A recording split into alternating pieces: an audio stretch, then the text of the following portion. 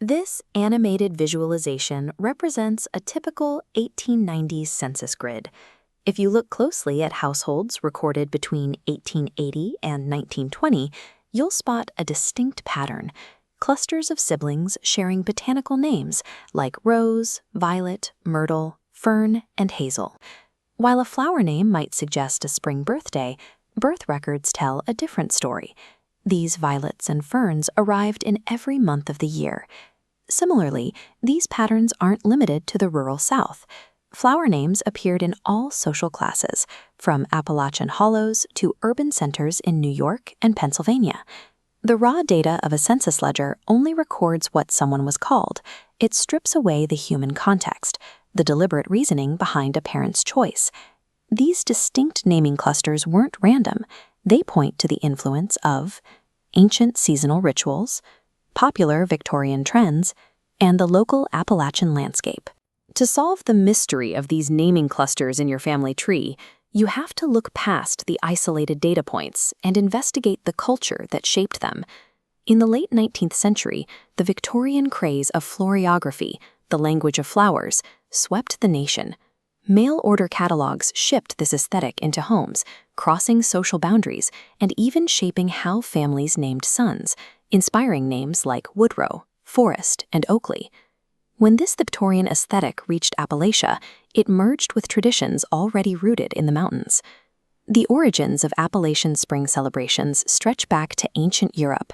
They are a blend of Beltane, the Celtic fire festival marking the beginning of summer, and Florilia, the Roman festival honoring the goddess of flowers. As Scots, Irish, and German settlers moved into the mountain hollows, they carried these fire and flower customs with them.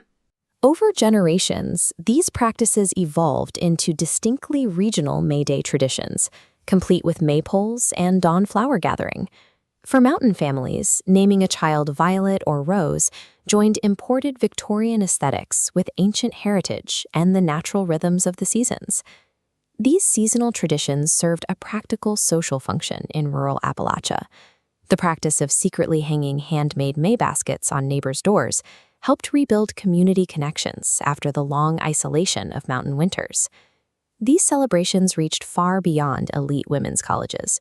Working-class environments, like the coal mining towns of West Virginia and Pennsylvania, documented elaborate May Day pageants right alongside their industrial operations.